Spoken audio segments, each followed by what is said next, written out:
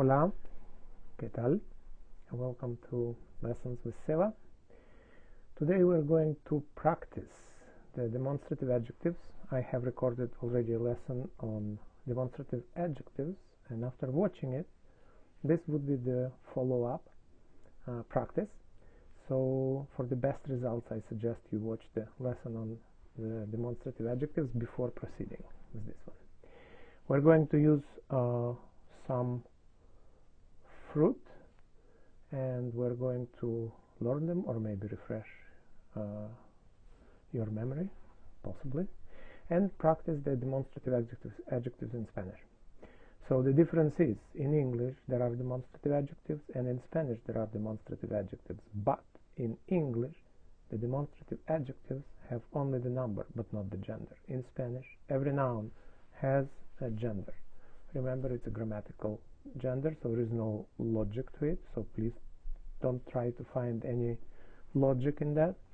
So any noun in Spanish is either masculine or feminine. It's purely arbitrary gender, grammatical, and there is no logic to it.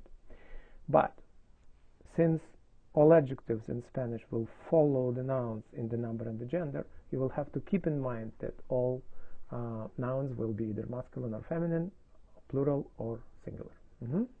So let's take a look. You have here this apple, you have here that pear. Those are the examples of the demonstrative adjectives. Those watermelons and these tomatoes. So in English they clearly have the number, but they do not have the gender. So in Spanish they will have not only the number but also the gender. Alright, so you will see that in Spanish it will be this apple will be esta manzana. Why? Because manzana is a feminine noun. Why is it feminine? Nobody knows and nobody cares why it is feminine, but you just have to memorize it. There is a something that helps you. If a noun in Spanish ends on a, most likely, but not always, it will be feminine. And therefore the form will be esta manzana, because esta, this, the demonstrative adjective has to be feminine and singular, just as the noun is singular and feminine. Then you have these apples, plural, estas manzanas, because it is plural and it is feminine. Alright, so let's take a look. You have here el tomate, also known as jitomate in Mexico, because it is actually an Aztec or Nahuatl word, which means a fruit with a belly button. Did you know that?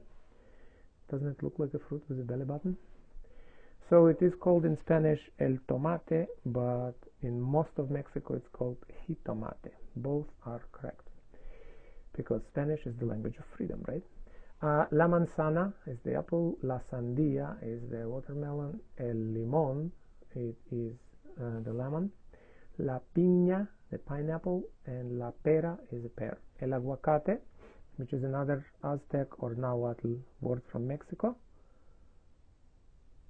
we'll use as the example. Yeah, so let's see. El aguacate, you see that masculine singular article, which implies and whispers into your ear that it is a masculine singular noun, as the words ending on a in Spanish could be masculine or feminine. Plus, remember that aguacate is not an entirely Mexican word, it is a borrowed word from Nahuatl or the Aztec language of ancient Mexico. So can you see if manzana is feminine or masculine?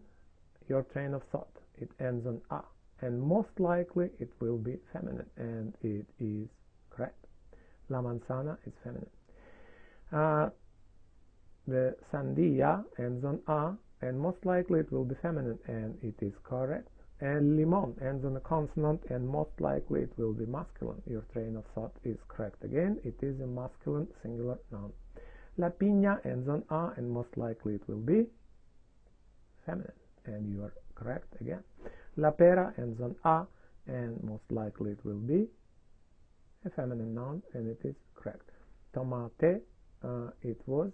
Ending on "e" could be anything. Again, it's a borrowed word, so it's not, logic doesn't always work like that. But in this case, it is a singular masculine. So you have that, and you will work with the nouns. Most of them you probably knew before. All right, how about this? You'll see here the demonstrative adjectives in Spanish.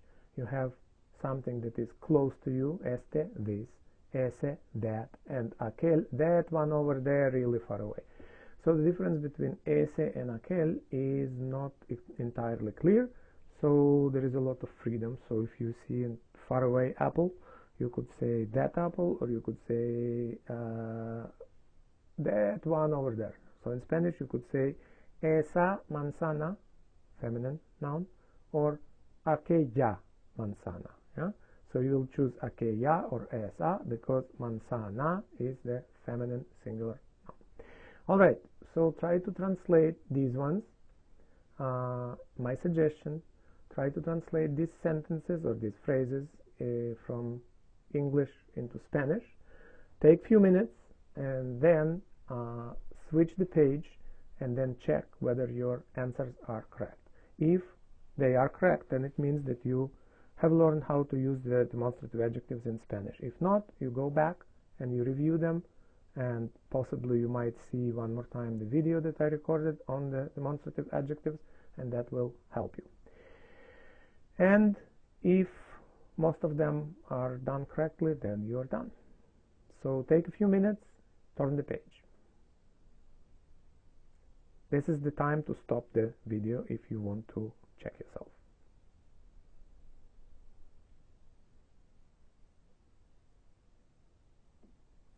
All right, so here you have the answers with some explanations. So you have here again that aquel, which is another form of that one over there, slightly farther. Your train of thought, this tomato, it is masculine singular, so you'd say este tomate or jitomate in Mexico. Do you still remember that it means the fruit with a belly button? All right, done. Those lemons, you determined that they're plural masculine, esos limones. Done. These pears, you determined that they are plural feminine, so it will be estas, my mistake, peras, these pears. Estas peras means these pears. Those tomatoes we determined were plural masculine, so it will be esos tomates. This avocado, singular masculine, este aguacate. These avocados, plural, will be estos aguacates. This watermelon, esta sandía, singular feminine. Estas sandías will be plural feminine. These lemons, plural masculine. You will have here estos limones. This pear and that apple. Remember that "and" in Spanish is "y", just "y". So you have here esta pera y esa manzana, because both of them happen to be feminine nouns. Those pineapples and these lemons, esas piñas y estos limones. Esas piñas y estos limones. I don't have much space in here left. That tomato and those lemons. You have here ese tomate masculine y esos limones. This avocado, that pear, and those lemons, where it's becoming fancier and fancier, more and more complicated, will become este aguacate, esa pera, and those you could use aquellos or esos limones. I hope all of your answers were correct and my explanation was too boring for you, or if it is not too boring and they're not all correct, then it would be a good time to go back and practice one more time until you get the Spanish demonstrative adjectives that are quite an important part of the language. Thank you. Stay tuned. I'm going to record another practice on the demonstrative pronouns very soon.